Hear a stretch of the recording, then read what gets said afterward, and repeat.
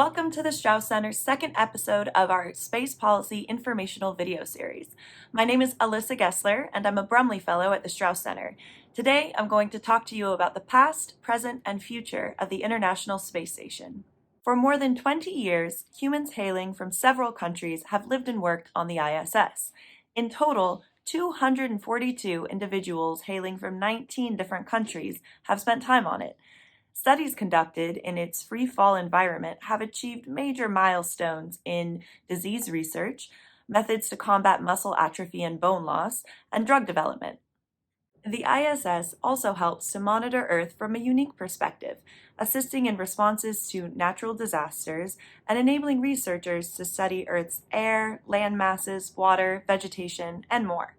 It has also helped to advance our knowledge of outer space, providing further insights into pulsars and black holes, microbes in space, all the while collecting data on more than 100 billion cosmic particles.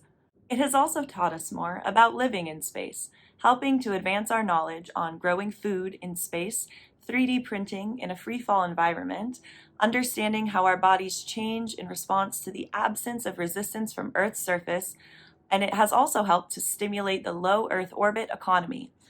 Finally, the ISS has been a unique tool of diplomacy, given that folks living aboard it must coexist regardless of political conditions on Earth. By virtue of its multinational design, the ISS has played a key role in space internationalism. This is important to keep in mind as we approach the year 2024, when the current intergovernmental agreement that founded the ISS is due to expire, though it could be extended through 2028. Even if it is extended to 2028, it's quite unclear what would happen thereafter, particularly given that space trends are currently moving towards moon endeavors and away from ISS projects. A bit of history on the ISS.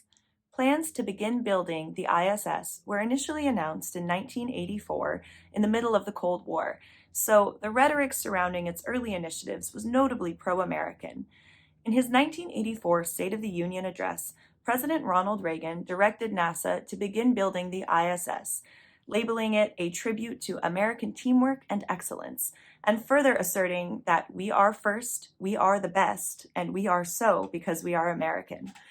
He also noted that NASA would invite other friendly nations to participate in order to expand prosperity, build peace, and expand freedom for all who share our goals. This was clearly an effort to draw a line between the nations who would support America in the ideological battle against Soviet communism and those who would not.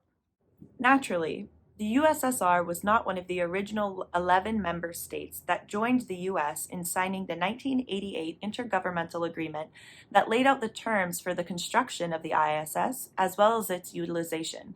Fast forward to 1993, the USSR has collapsed, and its Roscosmos agency is hindered by serious cash flow problems. President Bill Clinton welcomes Russia to join the ISS as a full member nation, a huge opportunity both for the Roscosmos agency as well as all of the members of the ISS. This is because Russia had a long intellectual and scientific history related to space stations. In fact, the idea for a space station originated in Russia. Konstantin Tsiolkovsky, who is known as a founder of modern rocketry and astronautics, included a sketch in his 1883 book titled Free Space of what a spaceship orbiting Earth might look like, which included little floating occupants. His legacy illustrates what Russia was able to bring to the table in the early days of the International Space Station. Let's zoom forward to today. In terms of its physical condition, the International Space Station has seen better days. It has been patched to remedy leaks. In 2016, a window cracked when it was struck by orbital debris, and its toilet recently was replaced for $23 million. These factors, combined with the current climate of space internationalism, suggest that the ISS may be retired before the decade's end. Space policy experts have also predicted that a private company like Axiom may be tasked with constructing and operating a commercial version of an international space station, which nations could pay to use on an as-needed basis. Does this all mean that the age of space internationalism is over? Not necessarily. NASA and its partners are pivoting their attention towards the Artemis Accords, the NASA-sponsored international agreement to get boots on the moon by 2024. As of today, the project has 8 partner nations, and it is likely that several more will join. Notably, Russia, the United States' biggest historical partner in human spaceflight and the ISS, has not signed on to the accords.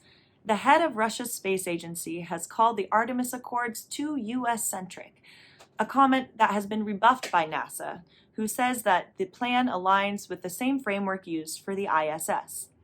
Another nation that's notably, but unsurprisingly, absent from the accords is China. Congress prohibited NASA from collaborating with China on space issues in 2011, citing national security concerns, so China has been left to pursue their moon ambitions alone. Thus, the trend of terrestrial politics bleeding into space operations persists.